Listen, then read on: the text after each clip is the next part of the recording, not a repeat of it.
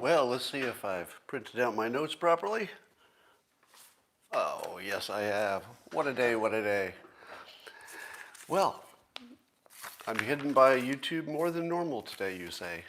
Is it my imagination, or have you noticed that all the people that you talked with on Twitter, let's say 2 years ago, has decreased by about 90%?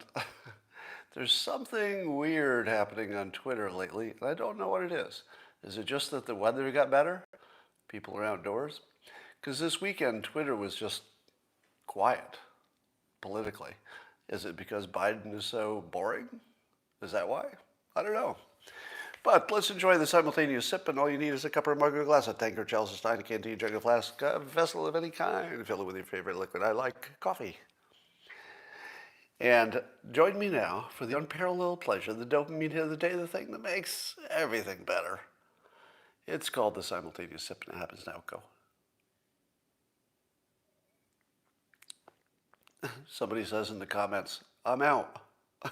Well, that didn't take you long. Thanks for staying for all the good content. Well, let's talk about all the things.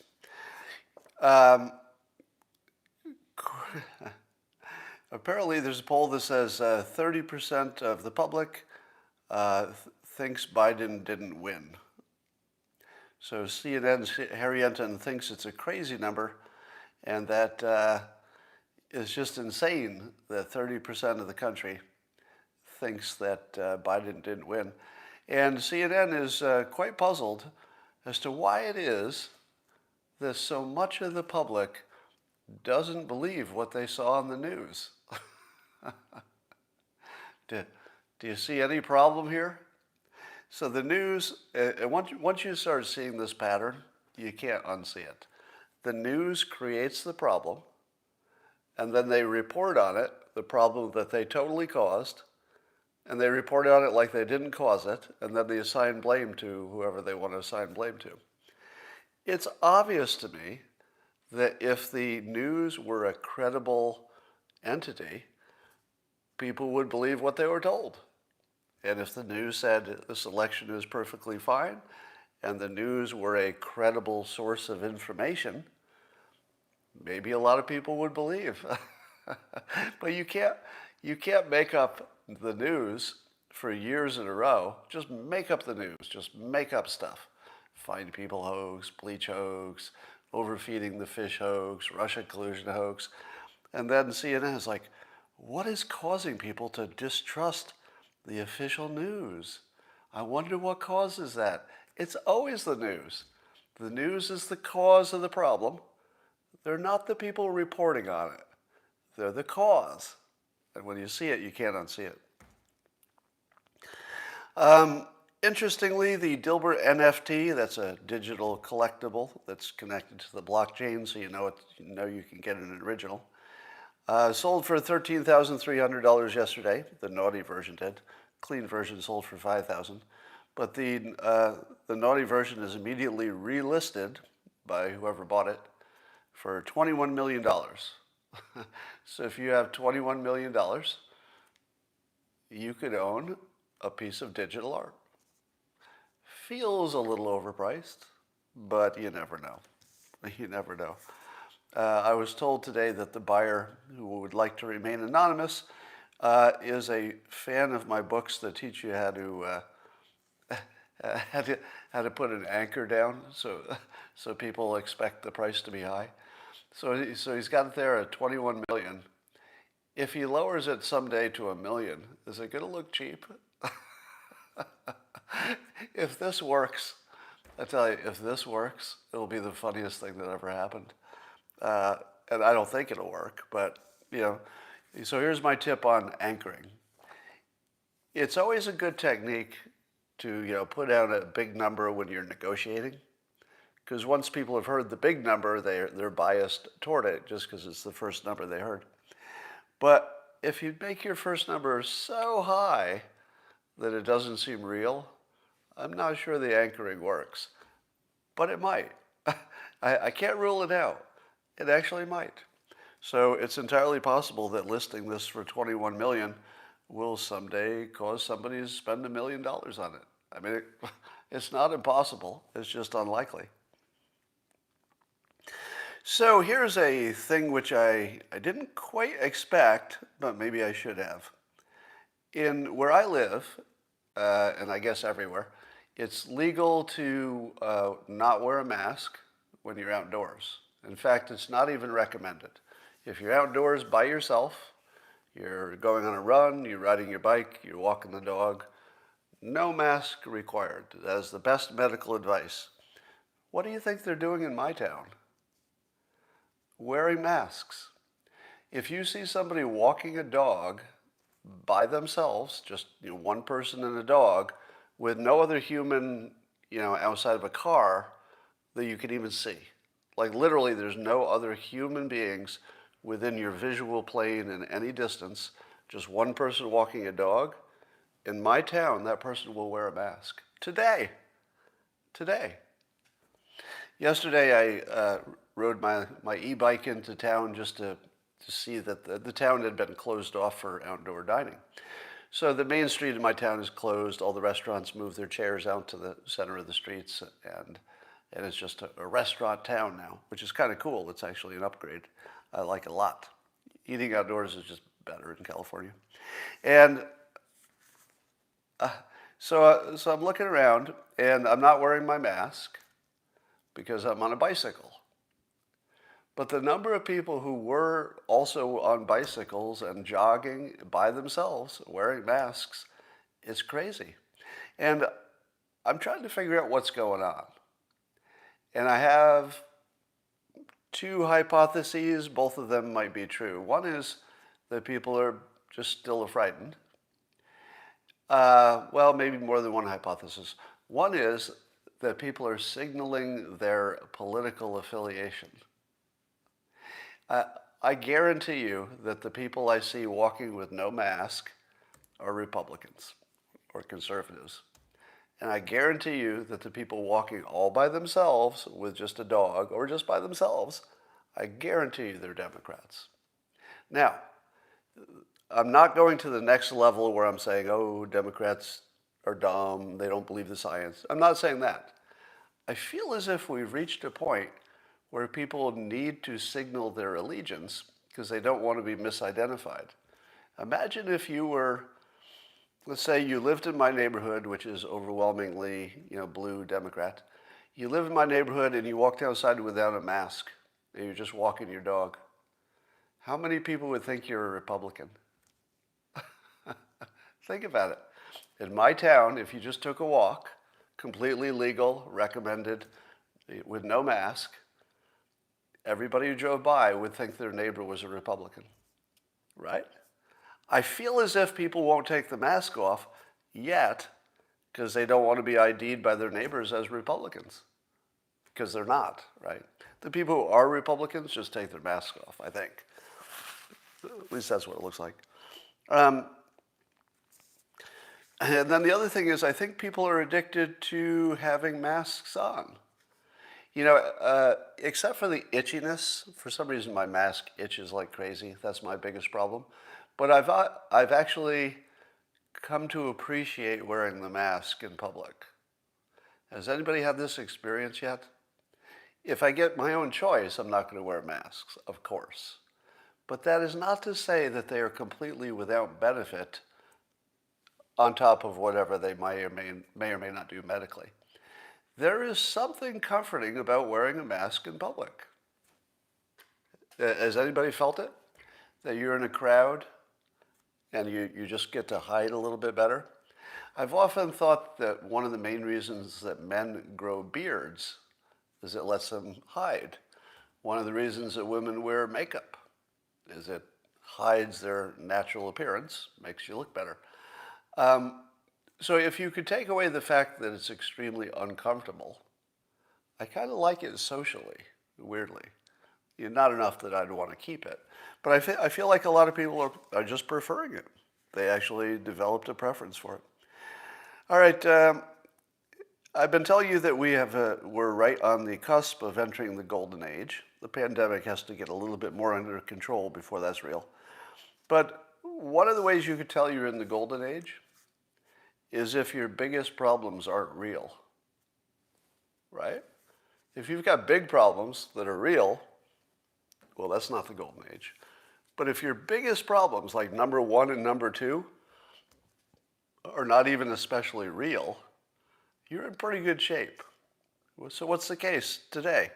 What would, let's say, Democrats say are the biggest risks or the biggest problems in the country? Well, they'd say climate change. And there's a big chunk of the country that doesn't even know if it's a problem or not. How would you like your biggest problem to be one that people aren't even sure they can even tell it's a problem? You just look at it? I don't know. I feel about the same as I did yesterday, even with climate change. And now, of course, just for clarity, because whenever you talk about this, you have to tell people your own bias. My bias at the moment is that climate change is a real thing which we need to worry about, but that economically and technologically we'll take care of it. Yeah, I'd call it a challenge that is well within the ability of humans to work out. And probably the economic destruction is overstated. So I'm not terribly worried about climate change, even if everything that is said about it is real. So if nothing that's said about it is real, I'm not worried. But also, if everything that's said by the experts about climate change is real, I'm also not worried. Because by their own estimates, they've shown that the economic impact is kind of trivial. You won't even notice. Now, the way it's reported is that there's a giant disaster and we can predict it in the future. But the actual thing they did predict is an amount of economic damage that you wouldn't even notice 50 years from now. It'd be so small. So that's our big problem, and I'm not even sure I have to worry about it. The other one is that our big problem is that white supremacist terrorism in this country. Is that real? Is there real white supremacist terrorism? Probably. I mean, everybody gets to define it their own way, but let's say yes. How big is it? How big is that problem? It feels like it's really, really small, doesn't it? Like you could have a number of individual tragedies, which I wouldn't take away from the horrificness of them. But if you added them all up at the end of the year, it's still going to be our smallest problem. As horrible as it is, like mentally, as horrible as the idea of it is, if you add it all together, it's kind of nothing. How about war? Are we going to go to war with Iran anytime soon? Doesn't look like it. North Korea? Nope. Russia? Nope. China? Crazy? Nope. We don't even have a war. Apparently we're going to leave Afghanistan and give it back to the terrorists or whatever. But I'm not sure we care. Do we? Do we care? If Afghanistan goes back to the hellhole it was from the hellhole it is, it's just a different kind of hellhole, and I'm not sure it matters. Then somebody's saying, what about all the shootings and murders and the uprise in crime in the inner cities? Well, let me ask you this. Is it a problem if you wanted it to happen? Because the cities seem to have made a choice. The people who stayed in the cities have made a choice that they're living in a world that's closer to the way they want it to be. Fewer police activities, maybe fewer police, accidental killings, but the price is a lot more murder.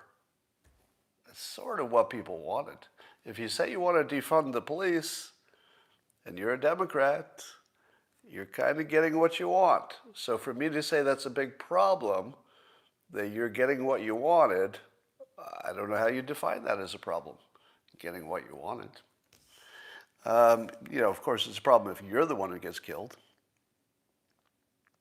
Here's a question for you. This Arizona audit is happening. And There have been lots of criticisms that the people auditing it are not experienced and it's going to be sloppy and haphazard and all other criticisms. But if it's true that it's a sloppy, scrappy, inexperienced, amateurish operation, what is one thing that would have happened by now? If they had found irregularities in the early stage, and they would have, right? If they're going to find enough irregularities in the whole audit, and we don't know that to be true, but if that's going to happen, don't you think that already you would know that it's heading in that direction? As in, we've already found enough that if this ratio holds for the rest of them, you got big problems, right? Do you think that this haphazard, according to the critics, I don't know how haphazard it is, this amateurish job, do you think all the people involved with that, you don't think that they know if they found something yet? Of course they know. Of course the people working on it know if they found anything. And they know if they found enough that if this ratio held, it would look bad at the end. How come you haven't heard anything? Every day that goes by, when you don't hear that the Arizona audit found problems, the odds that there are problems shrinks. I would say on day one, you could say to yourself, before anybody's looked at anything in the audit, you'd say to yourself, okay, what are the odds that they're going to find something? And let's say just you didn't know, so you just said, 50-50. Let's say that was your starting point. I don't know, but I'm going to say the world we live in, there's a 50% chance. That's day one. Every day that they continue auditing toward the end, and you don't hear about any big problems that they've already found, now I get that they would try to save it all for the end. I get that it would be their intention to not leak anything until the end. But there's no way that happens in the real world, right? If the organizers had already found things, knowing that the criticism is coming in, what would the organizers say in public if they knew that they had the goods? Now, they might not want to tell you what the outcome is, but the organizers would say something like this: we've found some things that are surprising, and we think you'll be shocked when you see the outcome. Right? They wouldn't have to give you the final answer, but they would definitely be hinting that they're finding stuff. This dog is really loudly not barking, which if you had to make a bet right now, you should bet against them finding anything that would reverse the election result. Somebody says there are NDA agreements. Would anybody like to explain to whoever said there are NDA agreements, non-disclosure agreements, would anybody like to explain how the real world works? And NDAs don't have any real power. And certainly people will still tell their spouse, they're still going to tell their friends, friends are going to talk. Even the leader would want to tell the story if they're seeing something early. So now I think that the odds of Arizona doing anything, coming up with anything credible that reverses the outcome, probably started around 50% chance, in people's minds anyway, if not reality. And it's probably down to closer to 10% now. Not impossible, but I would say the odds that Arizona will be this big shocking thing that changes our mind about the world, 10%. That's my guess. But maybe. And by the way, somebody says, will you eat your hat?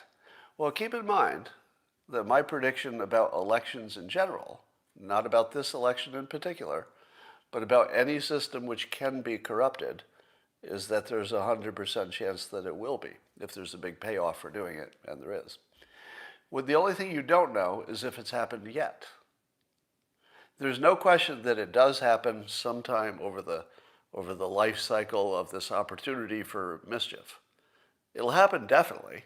You just don't know if it's happened yet. That's the only thing that's in question.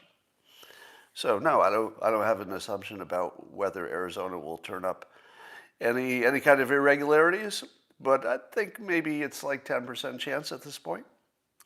Ian Martizes, I hope I always Ian, I don't know if I ever pronounced your name correctly, but let's say that's close. Ian Martizis did a study in which he checked the neutralizing antibodies for people who had the following conditions. They either got one of the major vaccines, Pfizer, Moderna, Johnson & Johnson, or instead they had actually been infected and now they have antibodies from that.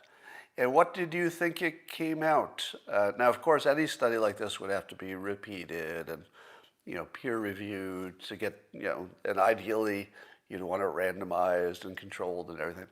So we're not kidding ourselves that this kind of a trial would be a final answer to anything, but it's real provocative.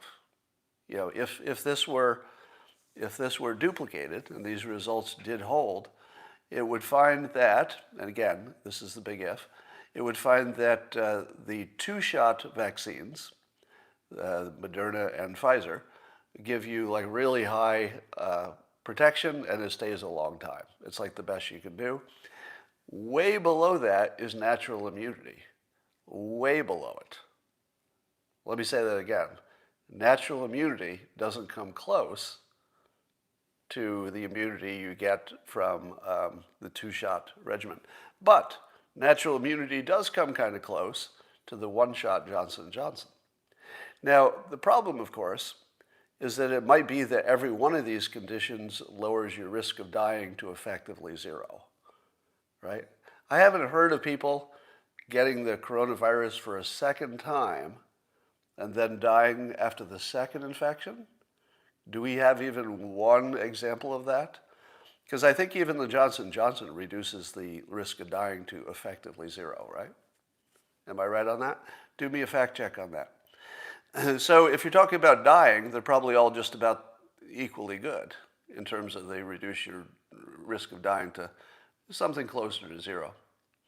Yeah, I know this the cytokines storm and all that, but it seems to me that if you've recovered from one infection, your odds of dying from a second one, unless something happened in the meantime to give you another comorbidity, it feels like it's vanishingly small. Because first of all, you've proven that you can recover from this exact virus. So why would you not recover the second time? Unless something had happened. All right, so I think this is not only really, really useful information, but Ian is an incredible data visualizer guy in addition to his other talents in his talent stack. So you're going to see one of the best graphs you've ever seen. And I hate to get excited about a graph. It's the wonkiest thing you could ever do.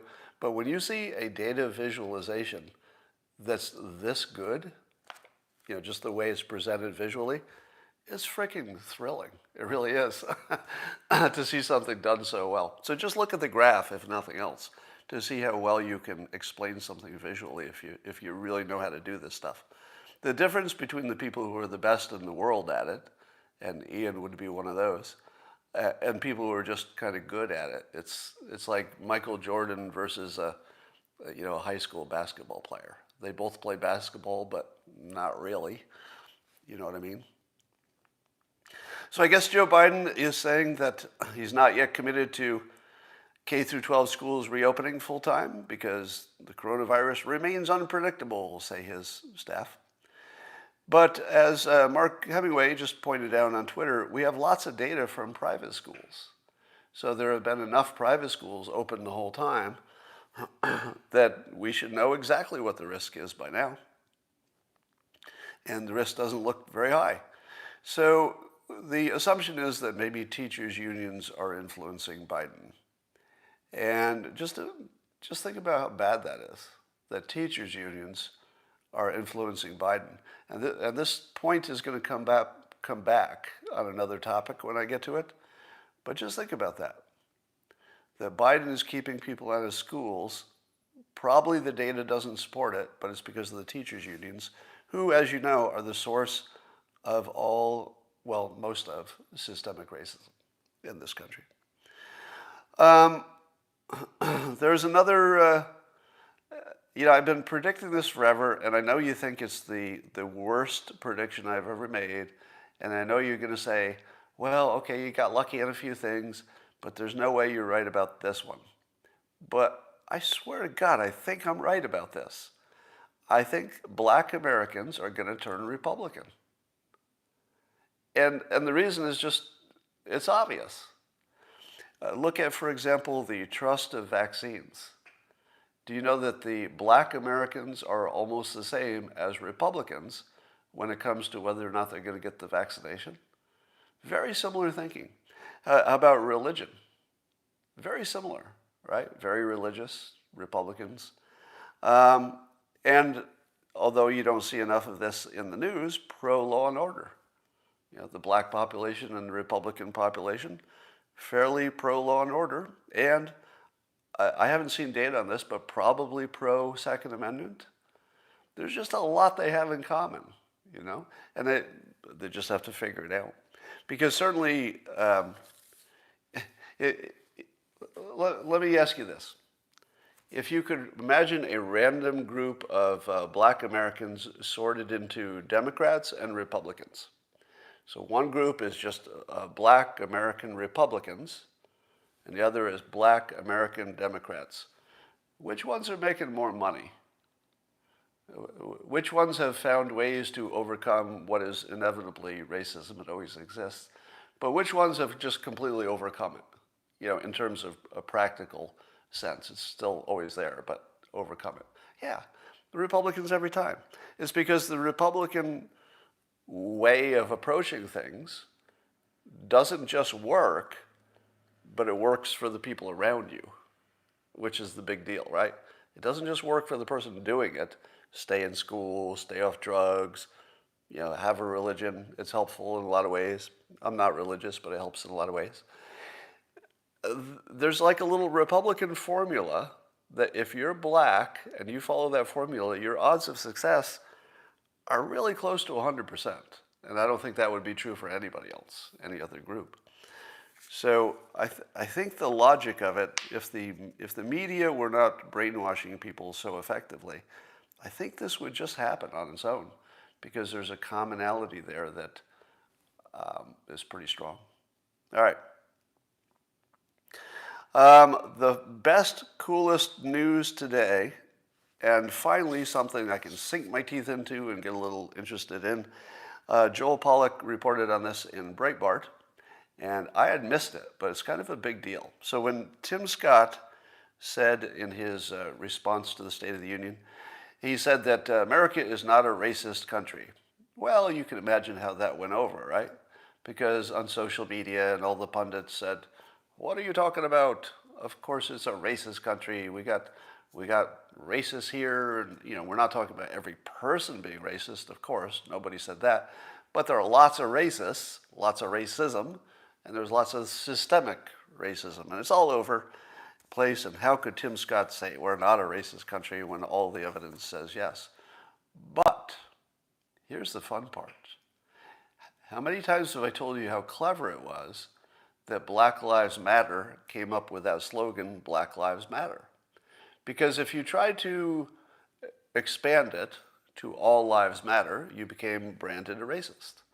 And so it became this really powerful linguistic little package that punched, you know, much higher than its weight class. So persuasion-wise, the phrase Black Lives Matter, A+, genius.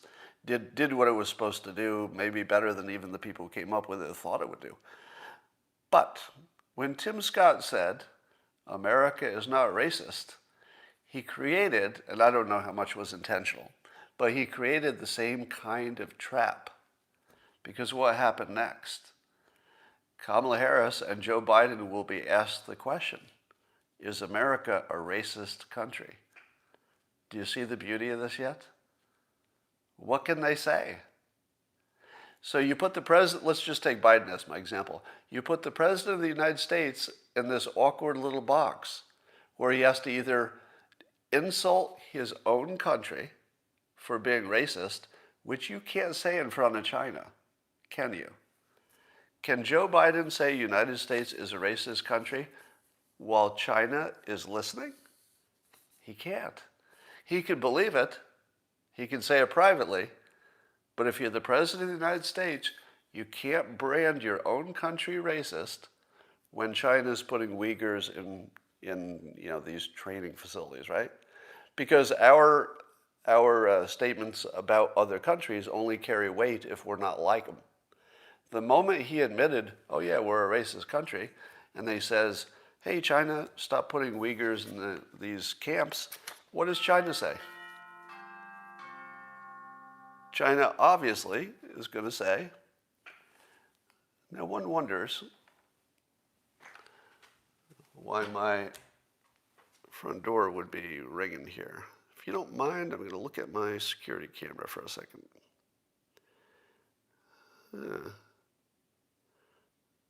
It's like somebody's delivering something.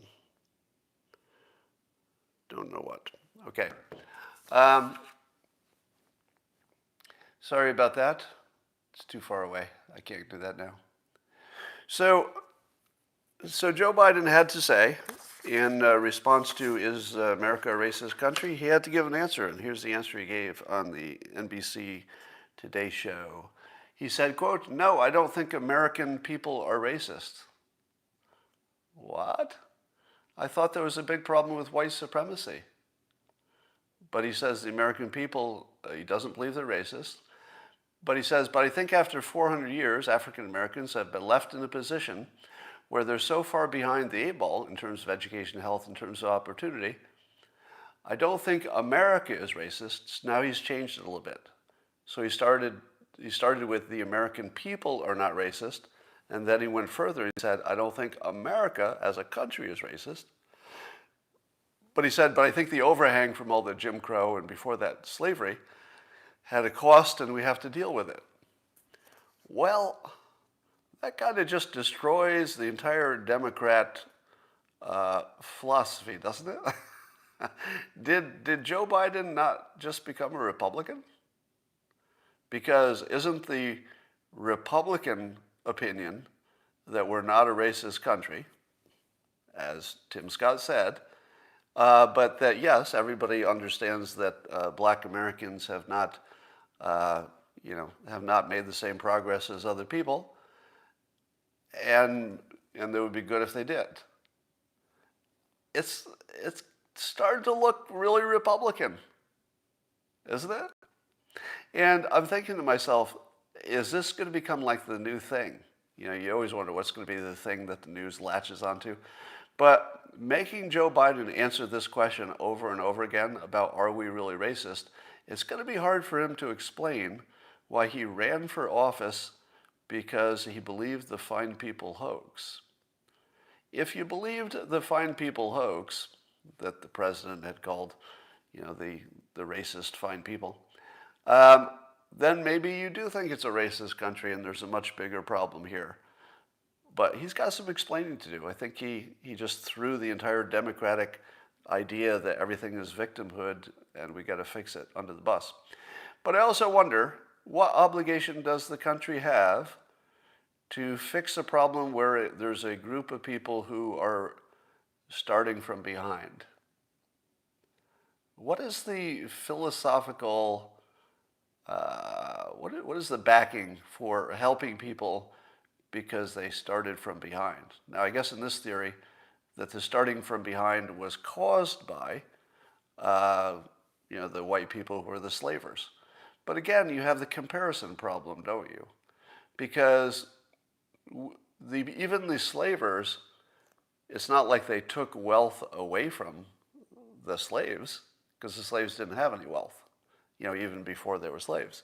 And it's not like they denied them the education that they were getting before. So the proper comparison would be the descendants of black people in this country and how are they doing on average economically compared to the descendants of the people who were left behind in Africa and how are they doing economically. That's the comparison. So if the people who were left behind in Africa are doing far worse, and I don't know how that would come out, but if they are, then you could say that the descendants of slaveries came out ahead. They just didn't come out nearly as ahead as other people. But is that a cause for for fixing it? Because you could argue that no matter how bad the actions were, and of course, slavery is sort of the ultimate sin, right? No matter how bad that is, let's call it the ultimate sin, it's just sort of a truth that even bad things can produce some good outcomes.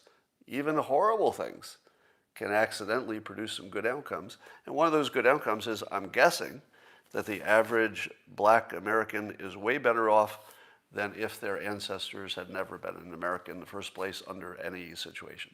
I'm guessing. But if we don't know the answer to that, it's hard to figure out how to fix it. All right, you heard on Project Veritas when they had the undercover video that that climate was going to be the next topic that CNN was going to start pushing because they need something big and scary. So they're talking. So again, of course, just like Project Veritas told us was coming, CNN's got a story today about the glaciers are melting faster than predicted. So on one hand, you've got CNN pushing climate fear. At the same time, we've learned that climate change and the fear of it is causing a lot of mental health problems, especially for young people. Like a lot of them. Like seriously, a lot of really bad mental health problems. And it's because young people don't know that the media is illegitimate. If you're my age, you know that them saying that there's a bad thing coming means there might be, but probably not, because the news is just not legitimate.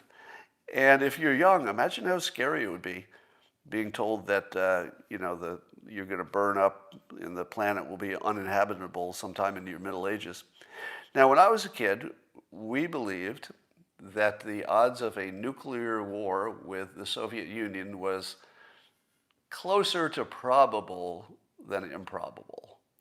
So I grew up sort of with PTSD that a nuclear weapon was going to detonate any moment and I would be killed or maimed by it. And I don't know if that had a toll on me, but I feel like it did. I feel like worrying about blowing up in a nuclear blast probably affected my childhood somehow, don't you think?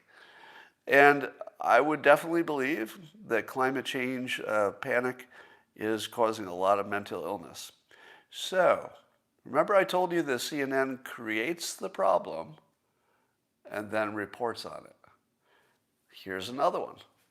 The more of these you see, the more obvious it becomes because it's invisible until you see examples. CNN scared the crap out of the public and people in their business, scared the crap out of the public, probably scared them beyond what is reasonable. Now, they may have had good intentions to get something going, but the effect of it is that the news business caused this massive mental illness, and then they turned it into a story about how climate change is causing the mental illness. But is that what happened? No. Climate change didn't cause anybody's mental illness. The news is reporting on it, and the way they frame it caused the mental illness. Not the warming, because you walk outside and it's kind of the same as yesterday. There's literally nobody who is actually mentally affected by actual climate change. None. Because we don't feel it, right? Even today's scary story about the glaciers melting faster says they've added a 1/4 inch to the sea level. Could you tell the difference? No, right? So this is a fake story in the sense that I'm not saying that climate change is fake. I'm saying that the fear of it is caused by the media, and then the media blames it on climate change. It was never climate change. It was the media. They're the ones who caused the mental health problem. That's it. That's the whole story. Now, climate change itself might be bad, but that's separate. There's a story here about a new way to weed your crops with lasers. How much do you love that? How much do you love that now there's a big truck that drives over your crops and it uses some kind of plant recognition to know the difference between a plant and a weed, and as it's driving off over the weeds and plants, it fires lasers into the weeds. Only the weeds. How cool is that? Because apparently it removes the need for a lot of chemicals and pesticides and stuff. That's pretty cool, isn't it? Now, you may have known this technology was coming because you can go to your local your local pharmacy, and you can buy a little device that does exactly the same thing for the hair on your body. Have you seen those? So it's a little device. Let's say you've got a little back hair. You're a guy, you want to get rid of some back hair. You just run this over your back, and it senses the difference between a hair and just back. It actually shoots a little laser into the hair. Now, I have used this product, and it's like a little, feels like a little maybe snap of a rubber band or something. Yeah, so you can remove your hair with one of these cheap devices. So putting the same technology into farming just made sense. If you knew about that other device, you would have seen that coming. There's news today that I think is fake news about an Iranian prison swap in which allegedly the U.S. and Iran would swap some prisoners, and then allegedly, and I think this is the fake part, there would be some large amount of money that we would give to Iran as part of this deal. Now, the administration is denying it, but not denying that they're having conversations about prisoners, which apparently is not that big a deal. Colin says, counterpoint. Here in Alaska, we get far less snow in our ski resorts as a result of an increase of temperature of a couple of degrees. Well, I'm just saying that you probably don't have a mental health problem because your ski slope doesn't have enough snow. I mean, unless you work there, I suppose. But I'm not saying that climate change isn't happening. I'm just saying that for most of us, we wake up, we go through our day, and it's not really affecting us. And I don't think you can know for sure that climate change is changing what's happening at your ski slope. But maybe. I don't rule it out either. All right.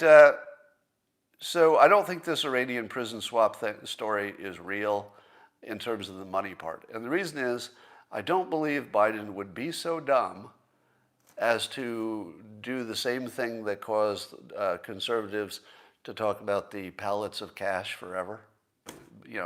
Everybody knows the story, Obama giving Iran pallets of cash to make the nuclear deal, and then things didn't go well. So I'm going to call fake news on that. I don't think there'll be a dollar amount considered. Here's some more fake news in my opinion, but this is sort of marginal fake news. You've all heard the story that Warren Buffett, who's worth over $100 billion, has lived in his same house in Omaha since 1958. And if you Google it, you'll find all kinds of stories confirming it. And when I mentioned some skepticism about it, people who live in Omaha said, "Oh yeah, he's sighted in Omaha on a regular basis, going to just local eateries." And so yes, Warren Buffett does in fact live in the same little house he bought in 1958. Well, does he? Does he? Let me add this skepticism. Number one, you always see the picture of the house and it looks kind of modest. It's a sizable house, but it looks modest for a billionaire. But then you see it from the air. It turns out that modest part is just what you can see from the street. It turns out it's not nearly as modest as it used to be because there are extra construction that you can't see. So it's bigger than it looks, and we don't know what was added. So it's certainly not the same house he bought in 1958. So let's remove the idea that it's the same house. It might be the same land, and it might look the same from the street, but there's a lot of extra stuff going on back there that we don't have any details about.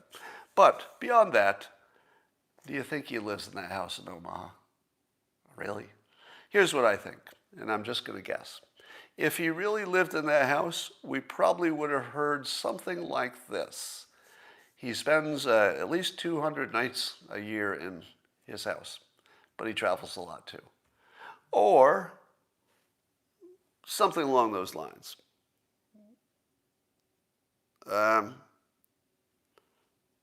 And so I think he probably travels and stays at luxury places as he travels, but when he does his Omaha thing where he does his annual meeting, he probably does stay at the house. It probably is his official residence. He probably does visit there often, but I don't think he lives there. If I had to guess, do you think he spends more time sleeping not in that house than he spends in the house? What do you think? I'm going to guess that while he probably does use it as a home base, that where he actually spends his time, probably in more of a luxurious setting that's, temporary or rented, or his private plane or whatever. All right. Yeah, I see a lot of you disagreeing because you want to believe that he really just has a modest little house. But I'm going to say, without knowing any of the facts, I think that he does not sleep there most of the time. But if I'm wrong about that, I'd be amazed. But I could be wrong. There's a weird thing happening in fashion and celebrity news, which is, and I'm trying to figure out how to say this without getting canceled, because I'm going to talk about it like it's interesting. I'm trying not to insult anybody, right? So the concept which I'm going to talk about is not intended as anybody's insult. But it wasn't that long ago when the celebrity news would show impossibly beautiful people, usually female, and we, the normal unwashed masses, would look at them and we'd say, my God, like, how can anybody be that fit and beautiful? And it looks like you can't even, the dimensions, it looks like a Barbie. Is it just some kind of, is it all plastic surgery? Like, how is it even possible? But I don't know if it's culture or the pandemic that changed it. But that reporting has changed to the same, literally in some cases, the same people who were photographed by the paparazzis, like looking beautiful, and here's somebody caught in a bikini, and don't they look incredible? It's kind of turned into frumpy people dressed casually who definitely have a few extra pounds, but are still celebrities. And here's the funny part. The text that talks about the celebrities hasn't changed, but the celebrities definitely changed. They don't look the same as they did a year ago.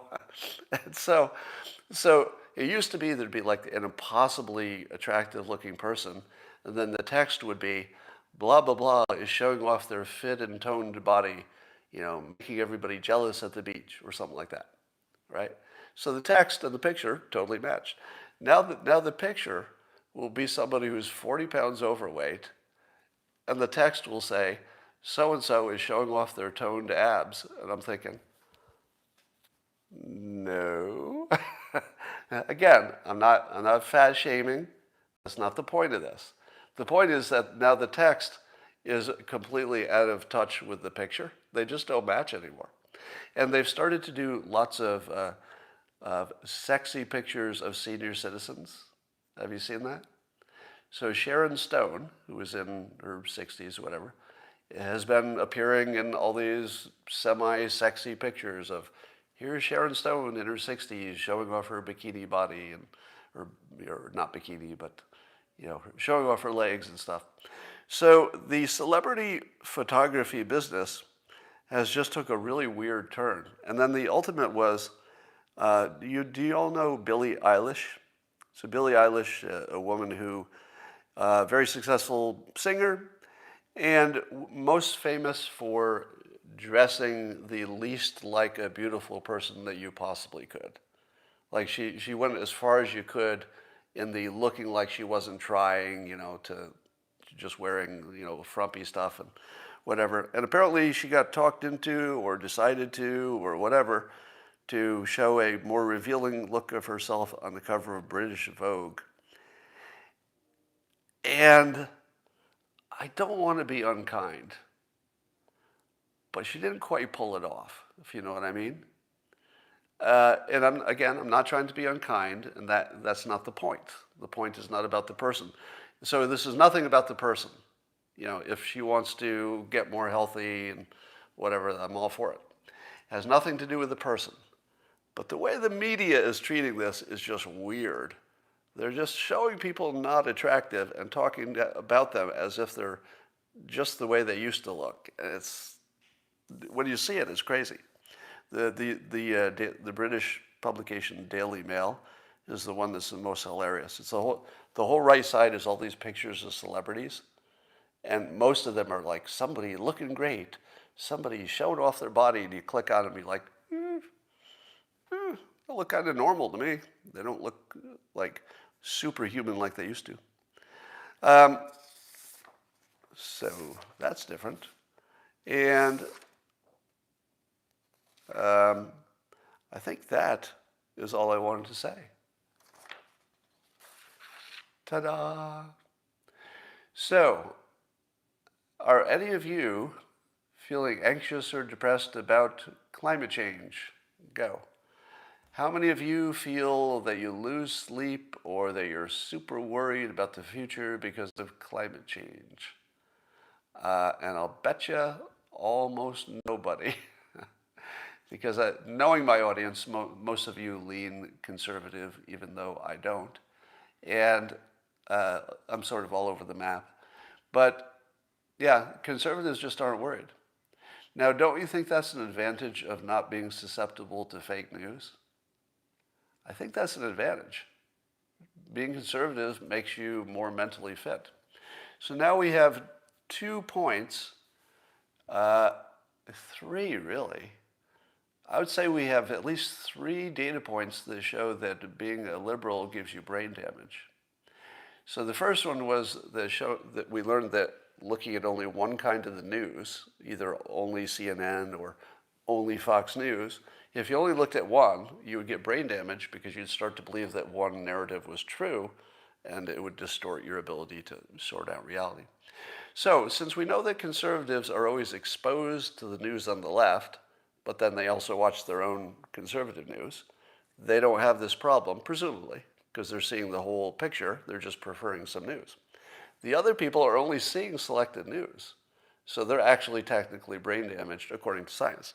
Now we see this climate change is causing massive mental illness that, as you can see in the comments, doesn't affect conservatives because they're just not that worried. So now you have 2 fairly well confirmed, I would say, credible statements that being liberal causes brain damage. Then I would add to that the fear of the police, for example, the fear of being killed by the police. Let's say if you're African American, how afraid should you be of actually being killed by the police? Well, if you looked at the news, you'd be plenty scared, and probably your own experience would be negative as well. But if you looked at it statistically, what are your odds? What are the odds of being killed by the police if you're not resisting arrest or you're unarmed? That's pretty small. But I'm pretty sure that there are a lot of people who literally have some form of PTSD because they're afraid of the police, afraid of getting killed by the police. So I think we have at least 3 fairly obvious situations in which the predicted outcome is that people on the left would have something like, literally, brain damage. Again, not an insult, just a description of, these forces cause these things to happen, and those forces are not operating on Republicans. But the forces are definitely operating on other people. Suppose you were a woman and you believe that women got paid 72 cents on the dollar, which is what Democrats largely believe. How would you feel about going to work? How would you feel about living in the world where you believe you get paid 72 cents on the dollar for the same work? Probably pretty bad. I would think that would have an effect on your mental health. But conservatives know that the statistic isn't real. So they don't worry about it because it's fake. Conservatives weren't worried about so much about the Charlottesville fine people thing because they didn't think it was real. We weren't worried about Russiagate and Russia collusion. Didn't think it was real. Wasn't. So I've got a feeling that conservatives are where all the good mental health is happening. And that is my show for the day. And I will talk to you